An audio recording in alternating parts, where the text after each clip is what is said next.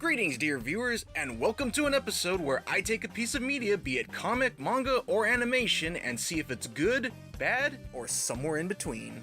Today we're going to be taking a look at the first chapter to a manga adaptation of a series I'm very much a fan of, and that series is Symphogear.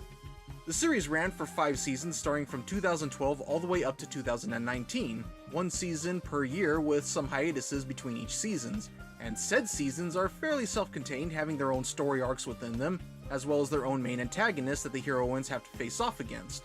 It's only in the later 3rd season, titled GX, where an overarching plot begins to form with the final season trying to tie things up together.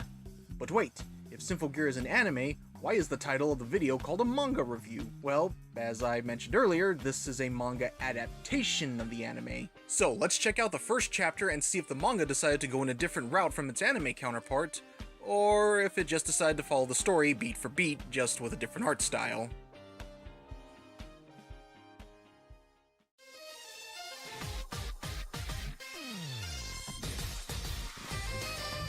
We open to a desert area known as the Yamanashi Prefecture, where we see one of the characters from the series, Genjiro Kazanari, together with military personnel overlooking a battle simulation.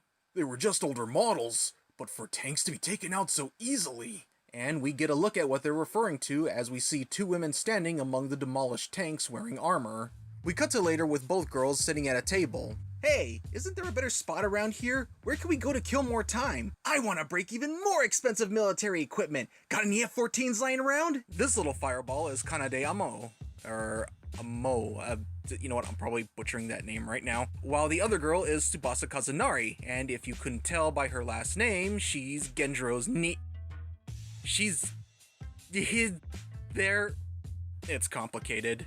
The two were told to wait on standby until Genjiro and Ryoko were done speaking with the Ministry of Defense, with only a single soldier to act as their bodyguard. I was given the duty of acting as a bodyguard for both of you while you remain on standby. Dude, I think the 2 teenage girls who wrecked a bunch of tanks earlier have more right to call themselves bodyguards than you right now. Actually, I should be a little fair to the guy. See, as Ryoko, the researcher who was working with Genjiro, explains to the Ministry of Defense that the Symphogears aren't just a set of armor that anybody could wear. It's a form of something known as black arts technology that, while not exactly magic, is more akin to alchemy. I get it! I don't get it. Ryoko states that in order to properly analyze the Symphogears and understand their potential, they need the Ministry of Defense's approval first before they can do any further research. And the Ministry shoots them down, stating that while they do acknowledge the abilities that the Symphogear have demonstrated, they want to try and approach this with caution, especially since, well, as they kind of point out, some of the research that these guys have been doing, it isn't exactly considered humane. There is logic in what he says. Well, color me surprised. A government that actually shows reasonable concern and ethics when trying to handle a superweapon at their disposal? I never thought I'd live to see the day! Let's hear it for Japan, folks!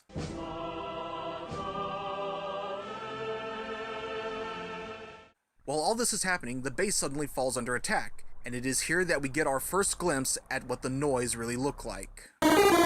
Oh my god! The noise are wild pseudo-wudos! Run for your lives! The pseudo-wudo uprising has begun! Genjiro quickly contacts Kanade and Tsubasa to alert them of the situation. A large outbreak of noise has occurred within the base's facilities. They're in the middle of a huge rampage inside the base! Jeez, redundant much there, Genjiro? The two head out to reach where Genjiro is so that they can get the necklaces we saw earlier that contained their Symphogear. No, if you guys end up surviving this, maybe next time you might want to try to keep the 2 teenage girls that could use your super weapons a little closer to where said weapons are next time. Just saying. Meanwhile, the soldiers try to fend off the noise, and it goes about as well as you think it would. To think that our equipment would really have no effect at all. I mean, really, dude, you and your buddies just said not too long ago that firearms aren't exactly effective against the noise as the Symphogears are. How did you think this was going to go? However, Genjiro tries to reassure them that once the Symphogear users arrive, they'll be able to deal with the threat of the noise once they get their gears. Very shortly, the second act of our presentation will begin. You know, when you say it like that, Ryoko, it's almost as if you expected this to happen. We come back to Kanade and Tsubasa, who are unable to get access to one of the elevators. No go here either. It won't budge. Damn it. If only there was another way for us to get up there. Kanade, we could just use the stairs. Stairs are a myth! They think about trying to find an alternative path, but the two realize that all the hallways looking the same will mean that they'll get lost. However, their bodyguard from earlier calls them over to a monitor room and says that he can help locate a safe path for them to travel by themselves since he's unable to join them due to his leg injury. They refuse to leave him, but he insists they go, saying that since he's a soldier, he's prepared to give up his life in the line of duty. Even if my only value is as a shield, at least the both of you will. That's just an excuse to refuse your own worth. Even alone, the two of us will save a ton of lives. Your life is also one of those that we'll save. They head out and make their way to the conference room, Kanade mentioning how they're also soldiers and that someday they too may die, but at least the lives they save will live on, and as long as they continue to live, so too will their songs live on in them. That's so beautiful. It's a genuinely sweet moment, and really helps to show us just how determined Kanade is to save lives, and even if it's not in the series proper, this scene does give us a clue into Tsubasa's own philosophy with why she continues to be a singer, as well as her determination to save people through her songs. Kudos. They make it back to... Oh my god, what is up with Genjiro's face in this shot? He tosses them their crystals and the two activate their Symphogears and just make it back in time to save the soldier from earlier. I said we were going to save you, didn't I? So listen to our song and make sure you never forget it, alright? Everybody got that? The two begin their assault, with the Ministry of Defense being astonished with how they're able to stand their ground against the noise. Ryuko explains that the reason for this is due to the Symphogears generating a field coating which protects the users from being dissolved when the noise makes physical contact with them, even granting the user the ability to deal damage at the same time. And the source of the power that activates all of these functions is... a song, is it? Of course! The true power to defeat the noise wasn't with high-tech armor, but with the unbridled fury of rock and roll!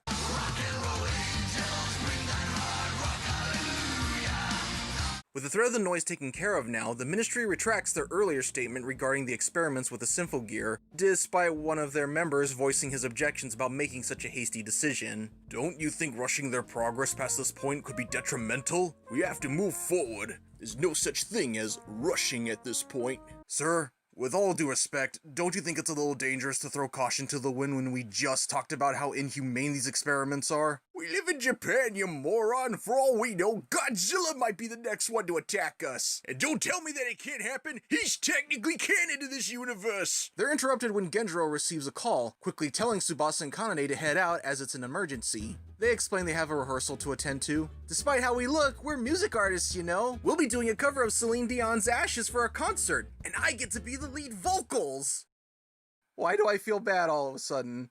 As the two head out, they pass by the soldier that they saved earlier. The song that you both sang? I will never forget it! We're then introduced to the main protagonist of the Symphogear series itself, Hibiki Tachibana, who is in the middle of being invited by her friend Miku to come to a concert that a group called Zui Wing will be singing at. And so we end the chapter with an image of Kanade and Tsubasa dressed as idols singing on top of stage, revealing that they are the aforementioned Zui Wing. And I'm sure only good things will happen from here on out, everybody. This chapter is... somewhere in between. It's a little rough around the edges with how it kinda just pulls us in without showing us any backstory as to how things came to be the way they are. How did the noise come to exist on Earth? How did the Symphogears first get discovered? We don't even get much characterization from most of the cast members in this chapter apart from Kanade, who was by far the most proactive within the story. The pacing of the manga is decent, though at times it can feel a little rushed and a little sluggish in some spots. We spend more time being fed exposition from Ryoko about the Symphogears and what they are, and just them being in a meeting room most of the time, just going back and forth with each other, not really giving us anything to go with for entertainment, or to engage us more in the story. It's not horrendous, but at least maybe they could have had Ryoko explain all this while showing us panels of Kanade and Tsubasa wrecking all the tanks from earlier since, well, the only thing we got from that was just the aftermath. The art is... okay. There's a few shots like old Genji boy's expression, and it can look a little rough around the edges in certain spots, but it's nothing distracting, and they got the likenesses of the characters from the series down, so that's a plus. Though, let's be honest, anything is better than Season 1's art style. Anyways, that's all for now, folks. Tune in next week to see what other piece of media I'll be taking a look at and finding out if it's good, if it's bad, or if it's somewhere in between. Catch you later, folks.